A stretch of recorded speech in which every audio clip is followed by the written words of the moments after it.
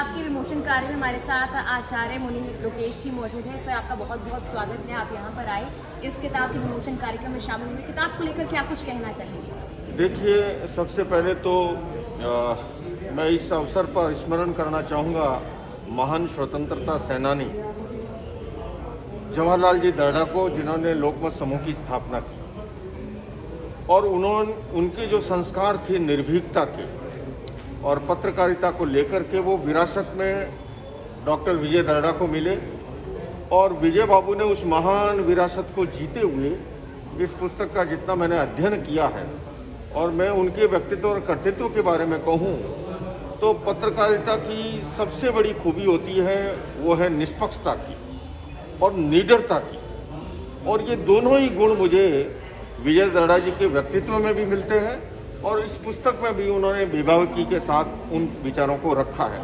तो सचमुच में वे खुद जीवट हैं और साथ साथ में जुझारू हैं। तो मैं समझता हूँ ऐसे व्यक्तित्व के द्वारा उन्होंने कलम को कुदाल बना करके जो लिखा है, मैं उसका स्वागत करता हूँ। और ये पुस्तक न केवल पठनीय बल्कि चिंतन मनन का अवकाश देती है और ये पाठकों को और हमारे देश के खासकर युवा पीढ़ी को इस पुस्तक से बहुत कुछ ऐसा सीखने को मिलेगा जो समाज के लिए उपयोगी होगा। आचार्य जी, पिछले दिनों आप सर्वधर्म प्रार्थना में शामिल हुए और नए संसद भवन के गवाह भी बने, जिसका उद्घाटन प्रधानमंत्री नरेंद्र मोदी ने किया, लेकिन उसको लेकर विवाद भी खूब छिड़ा और विपक्षी पार्टियों ने एक ऐसे उद्घाटन समारोह का बाइकआउट किया जिसका सब जो है इंतजार बेसब्री से कर रहे थे। तो उसको लेकर क्या कहेंगे? देखिए, पार्लियामेंट ये लोकतंत्र का पवित्र मंदिर है और मैं समझता हूँ नए भवन का उद्घाटन का एक ऐसा ऐतिहासिक पल था। हालांकि मैं ये मानता हूँ कि लोकतंत्र में विरोध का सबको अधिकार है और किसी भी चीज़ से असहमत भी हुआ जा सकता है, किंतु उसके लिए बहिष्कार को मैं अतिवादी कदम मानता हूँ। क्या ही अच्छा होता कि इसका बहिष्कार नहीं करते और पक्ष और प्रतिपक्ष दोनों मिलकर के जिस पार्लियामेंट भवन से देश की तकदीर लिखी जानी है उसके लिए।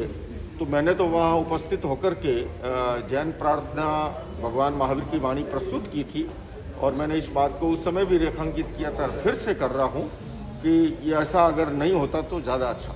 आचार्य जी, आखिरी सवाल आपसे है। आप सद्भावना के लिए काम करते हैं, हमेशा अपने प्रवचनों में आपने ये कहा है कि सद्भावना को आगे लेकर चलना चाहिए, लेकिन पिछले दिनों खासकर 28 मई को ही राजधानी दिल्ली में जो हुआ पहलवान के प्रदर्शन के दौरान, आज वही पहलवान गंगा में अपने मेडल बहाने जा रहे हैं। इस मामले को लेकर आप सरकार की जो प्रतिक्रियाएं आ रही हैं, जो कुछ कार्रवाई की जा रही है, क्या कुछ कहना चाहेंगे?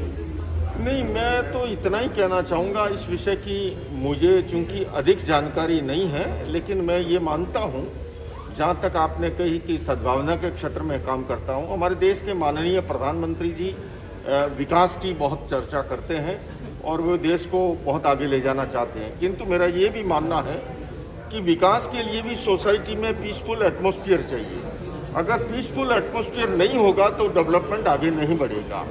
और दूसरे में मुझे लगता है कि संवाद की कहीं न कहीं अगर कमी है, वह अगर टूटे तो इस प्रकार के विवाद भी खत्म हो सकते हैं। मैंने कहा कि लोकतंत्र में मतभेद के लिए जगह है, किंतु मनभेद नहीं होना चाहिए। मैं आशा करता हूँ और अपील करता हूँ सरकार से भी और पहलवानों से भी कि बीच में जहाँ कहीं भी पुल टूटा हुआ है उसको वापस जोड़ा जाए। और मैं देश के ऐसे लोगों को भी आह्वान करता हूँ कि वो आगे आए, समन्वय सेतु का काम करे, ब्रिज का काम करे और जहाँ भी गतिरोध है उसको तोड़े। हमारे देश के जो पहलवान हैं जिन्होंने भारत का नाम रोशन किया है वो बहुत महत्वपूर्ण है। तो देश की हमारी सरकारें हैं, उनका भी अपना चिंतन है। तो इसके बारे में मुझे लगता है कि दोनों ही अधिक समझदारी से करेंगे तो निश्चित रूप से और अधिक श्रेष्ठ करेंगे। धन्यवाद आचार्य जी।